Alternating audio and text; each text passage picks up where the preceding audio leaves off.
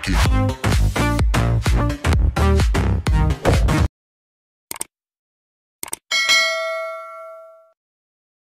Assalamualaikum warahmatullahi wabarakatuh. Jumpa lagi dengan Tutor Online. Pada video kali ini kita akan belajar tentang uji turunan kedua untuk menentukan cekungan dan titik belok. Titik belok mungkin kita sudah pernah mendengar sebelumnya, tapi kecekungan ini baru ya. Perhatikan kurva ini ya. Kurvanya cekung seperti ini. Ini namanya cekung ke atas ya. Perhatikan, bukan ke bawah ya. Ini cekung menghadapnya ke atas. Yang ini cekung ke bawah ya. Kelihatannya kan cekungnya ke atas, tapi namanya cekung ke bawah karena menghadapnya ke bawah. Bagaimana caranya menentukan ini? Ya, kita gunakan turunan kedua ya. Jika nilai turunan kedua pada intervalnya ini ya, pada interval ini lebih dari 0, perhatikan ini. Turunan kedua nilainya lebih dari 0, maka cekung ke atas. Berarti turunan kedua di sini semuanya lebih dari 0. Sebaliknya, ketika turunan keduanya kurang dari 0, maka cekung ke bawah ya. Ini berarti kalau dicari turunan keduanya, dimasukkan X di sini, maka nilainya kurang dari 0. Kemudian kita ke titik belok ya. Titik C, FC, perhatikan ini. Titik C, FC dinamakan titik belok dari grafik F jika F cekung ke atas pada satu sisi dan cekung ke bawah pada sisi yang lainnya. Ya. Jadi begini misalkan. Ini cekung ke atas. Dari sini cekung ke bawah. Nah, titik ini namanya titik belok ya. Tadi cekung ke atas, kemudian cekung ke bawah. Atau sebaliknya ya. Cekung ke bawah dulu, kemudian cekung ke atas. Nah, seperti itu. Ini namanya titik belok. Kita lihat contoh berikut. Tentukan interval di mana fungsi cekung ke atas dan cekung ke bawah. Dan carilah titik belok fungsi trigonometri ini pada interval antara 0 sampai 2 pi. Kita tuliskan fungsinya dulu. Ini x plus cos x. Kemudian kita turunkan. Turunan dari x adalah 1. Turunan dari cos x adalah min sin x. Berarti sama dengan 1 min sin x. Ini baru turunan pertama. Kita cari turunan kedua ya. Kita turunkan lagi. Turunan dari 1, 0. Turunan dari min sin x. Berarti min cos x ya. Kemudian kita sama dengan kan 0 turunan keduanya ya. Berarti ini y double aksen. Turunan kedua sama dengan 0. Berarti min cos x sama dengan 0. Atau cos x sama dengan 0. Pada interval antara 0 sampai 2 pi, nilai cos x sama dengan 0 ketika x sama dengan 90 dan x sama dengan 270 ya. Nah, ini dia. Kita punya dua titik ini ya. 90 sama 270. Ya, ini dalam bentuk pi ya ini ya. Berarti untuk x sama dengan 90 sama saja setengah pi atau pi per 2. Pi per 2, yang ini berarti 3 per 2 pi. Oke. Sekarang kita buat garis bilangan di sini. Ini berarti pi per 2. Di sini 3 per 2 pi. Kita ambil titik sebelah kiri ya. Pi per 2. Ini 0, ini 2 pi ya. Misalkan titiknya adalah berapa? Ini kita ambil 45 misalkan ya. Masukkan ke turunan kedua. Cos 45. Setengah akar 2. Berarti negatif setengah akar 2. Ini negatif. Kemudian yang di sini kita ambil antara pi per 2 sampai 3 per 2 pi. Kita ambil pi saja ya. Pi berarti 180. Cos 180 negatif 1. Negatif 1 kali negatif 1. 1. Ini positif. Di sini positif. Sekarang kita ambil sebelah sini. Antara 3 per 2 pi sampai 2 pi. Ini berarti misalkan 300 ya. 300 cos 300 berarti setengah. Positif. negatif setengah. Ini berarti negatif. Nah, ingat, cekung ke atas ketika positif ya. Jadi fungsi cekung ke atas pada interval yang positif yang mana? Antara pi per 2 sampai 3 per 2 pi.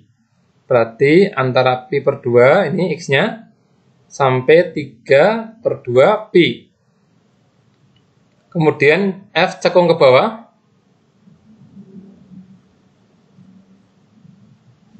Pada interval ada dua ini ya. Yang pertama antara 0 sampai pi per 2. Antara 0 sampai pi per 2. Atau antara 3 per 2 pi sampai 2 pi. 3 per 2 pi sampai 2 pi. Nah, seperti ini. Kemudian karena ada perbedaan cekungan di sini ya. Ini cekung ke bawah. Kemudian pindah cekung ke atas, maka ini namanya titik belok. Ini juga cekung ke atas dulu, kemudian cekung ke bawah, berarti titik belok. Ada dua titik belok di sini. Kita sudah dapat x-nya, kita tinggal mencari y-nya. X yang pertama pi per 2. Kita substitusikan ke y, yang ini.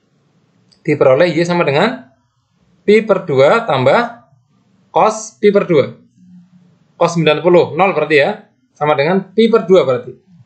Jadi titik beloknya adalah pi per 2, pi per 2. Seperti itu. Selanjutnya, yang x sama dengan 3 per 2 pi. X sama dengan 3 per 2 pi. Masukkan ke persamaan awal. Ini 3 per 2 pi, atau 3 pi per 2 sama saja. Ditambah cos 3 per 2 pi. Nah, kita hitung. Ini 3 per 2 pi. Cos 3 per 2 pi. 0 juga ya. Berarti titik beloknya adalah 3 per 2 pi, 3 per 2 pi. Nah, seperti ini. Bisa dipahami ya. Soal berikutnya. Sekarang kita akan gunakan uji turunan kedua untuk menentukan titik maksimum dan titik minimum. Sebetulnya kita bisa mencari ini dengan turunan pertama saja cukup ya. Tapi karena ini materi turunan kedua, maka kita akan gunakan dengan turunan kedua. Bagaimana caranya? Perhatikan ini. Andaikan f aksen, f turunan pertama ya, dan turunan kedua ada pada setiap titik dalam selang terbuka ini yang memuat C. Dan andaikan f aksen C sama dengan 0. Artinya C adalah titik stasioner ya. Titik stasioner dulu ini. Kemudian kita uji pada titik stasionernya ini dengan turunan kedua. Jika hasilnya ya kurang dari 0, maka FC adalah nilai maksimum. Kenapa Pak? Apa hubungannya? Karena kalau kurang dari 0, cekungnya ke bawah ya. Cekung ke bawah kan berarti begini. Nah, seperti ini. Di sini C-nya di sini, puncak. Kalau F aksen, F double aksen C lebih dari 0, berarti kan cekungnya ke atas nih, seperti ini. Nah, C berarti berada di bawah sini. Berarti minimum. Seperti itu ya. Karena kita sudah meyakini bahwa C adalah titik stasioner. Langsung ke contoh saja. Menggunakan uji turunan kedua. Carilah titik maksimum dan minimum fungsi ini. Fungsinya ini ya. Kita coba. Fx atau y sama dengan x plus sin 2x. Kita turunkan. Turunannya ini 1. Ini berarti plus cos 2x kali 2. Langsung saja 2-nya di sini. Ya. Turunkan lagi. Oh, sebentar. Kita cari titik stasionernya dulu ya. Berarti ini sama dengan 0. Diperoleh 1 plus 2 cos 2x sama dengan 0. Atau 2 cos 2x sama dengan negatif 1. Atau cos 2x sama dengan negatif setengah. Intervalnya antara 0 sampai 180 ya. Ini berarti cos 2x sama dengan cos 120 ya. Nah, seperti ini. Kita gunakan persamaan trigonometri. Ada dua cara ya. Yang pertama, ini 2x sama dengan 120 plus ya, k kali 360. Kita bagi dengan 2 semua, ini x, ini 60 plus k kali 180. Untuk k sama dengan 0 diperoleh apa? Ini 0 berarti x-nya 60 ya. X-nya 60. Untuk k-nya 1. Ini berarti 240, lebih dari 180. Tidak masuk ya. Jadi hanya 1 dari sini. Kemudian yang kedua, 2x sama dengan min 120 plus ya, k kali 360. Bagi 2 semua. Ini x, ini min 60 plus k kali 180. Untuk k-nya 0 negatif, nggak masuk. K-nya 1 sekarang. Untuk k-nya 1 berarti menjadi 120 ya, ini. Min 60 plus 180. Berarti untuk k sama dengan 1 diperoleh x sama dengan berarti 120. Berarti kita sudah mencari titik stasionernya.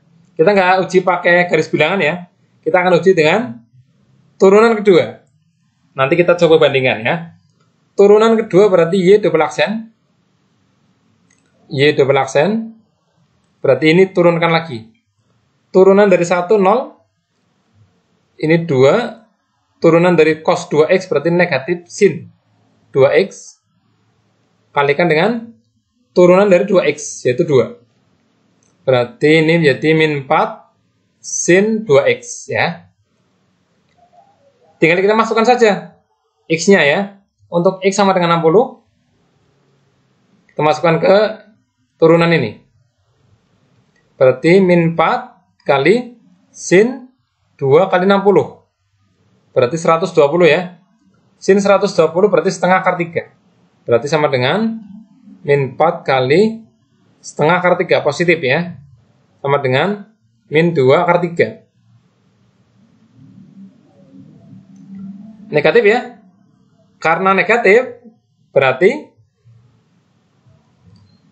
ini jenisnya maksimum ya. Ingat ya, jenisnya maksimum. Kita tinggal mencari y-nya saja nanti. Oke, sekarang yang ini jenisnya kelihatan maksimum ini. Maksimum. Karena turunan keduanya negatif. Sekarang untuk x sama dengan 120. Kita masukkan ke turunan kedua, hasilnya min 4 kali sin 2 kali 120. Ini berarti 240 ya. Sin 240 berarti negatif setengah akar 3. Berarti ini negatif 4 kali negatif setengah akar 3. Negatif kali negatif positif ya. Ini menjadi 2 akar 3. Ini positif. Berarti ini minimum. Nantinya adalah jenisnya minimum. Tugas kita selanjutnya untuk mencari titiknya berarti mencari y ya. Untuk x sama dengan 60 dulu. Untuk x sama dengan 60, kita masukkan ke sini, ke persamaan awal, diperoleh y sama dengan 60 plus sin 2 kali 60 ya. Langsung saja 120. Sin 120 berarti setengah akar 3. Berarti 60 plus setengah akar 3. Untuk x sama dengan satunya lagi 120. Diperoleh y sama dengan ini jadi 120 tambah sin 2 kali 120, langsung sin 240. Sin 240. Ini berarti 120 kurangi ini negatif ya, setengah akar 3. Setengah akar 3 seperti ini. Jadi titik maksimumnya ini nanti 60 koma ya. 60 koma 60 plus setengah akar 3. Ini adalah titik maksimum. Ini titik maksimum. Kemudian satunya lagi 120, 120 min setengah akar 3. Ini adalah titik minimum. Kalau misalkan kita mau bandingkan dengan pakai aturan turunan pertama ya. Kalau pakai turunan pertama, posisi kita berasal dari sini nih. Dari sini. Kita langsung uji, ya. Kita uji garis bilangan. Saya akan uji di sini ya. Ini kalau pakai turunan pertama saja. Ini adalah 60 di sini. Kemudian di sini 120. Ini 0 di sini. Ini 180.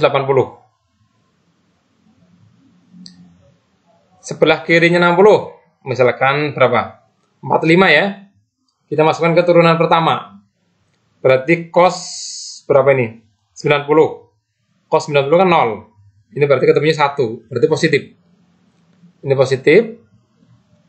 Yang ini berarti kita ambil 90 misalkan. 2 kali 90, 180. Negatif 1 ya. Negatif 1 kali 2, negatif 2. Tambah 1, negatif 1. Ini negatif. Di atas 120 kita ambil 150. Cos 150 ya. Cos 2 kali 150 berarti cos 300. Cos 300 positif ya. Kuadran keempat soalnya.